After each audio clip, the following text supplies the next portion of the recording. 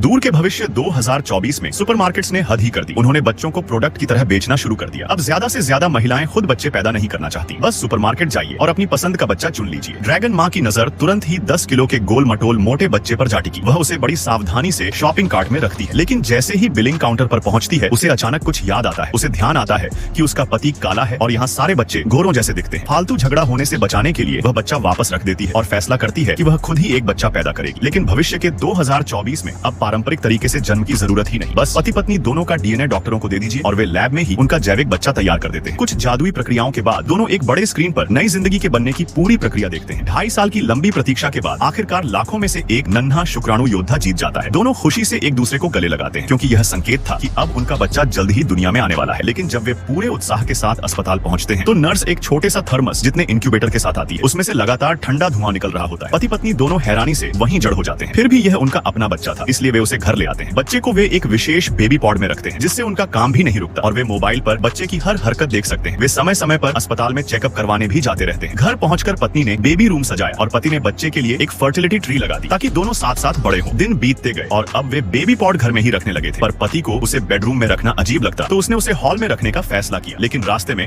उसका बैलेंस बिगड़ गया। लगभग बच्चा नीचे गिर ही जाता, पर उसने समय रहते बचा लिया। एक रात अचानक अलार्म बजने लगता है। दोनों घबराकर उठते हैं। पता चलता है वे बच्चे की न्यूट्रिशन लिक्विड रिफिल करना भूल गए थे। पत्नी गुस्से में पति को डांटती है और उसे नियमित फीडिंग की जिम्मेदारी दे देती है। बेबी के भविष्य की शिक्षा के लिए पत्नी पति को ट्रेनिंग भी देने लगती है। रोज कहानियां सुनाना और काम करते हुए बेबी पॉड साथ रखना। एक दिन जब पत्नी पॉड साफ कर रही थी, अचानक उसे अंदर एक कीड़ा दिखाई देता है। घबराकर वे तुरंत अस्पताल भागते हैं। डॉक्टर बताते हैं कि यह लापरवाही के कारण हुआ है। बेबी की सुरक्षा के लिए पॉड को अस्पताल में ही रखना पड़ेगा। लेकिन घर पहुंचते ही उन्हें अस्पताल का कॉल आता है। डॉक्टर कहते हैं कि बच्चे को पहले ही जन्म दिलाना होगा, यानी प्री बर्थ प्रोसेस। यह सुनते ही दोनों बिना सोचे इनकार कर देते हैं।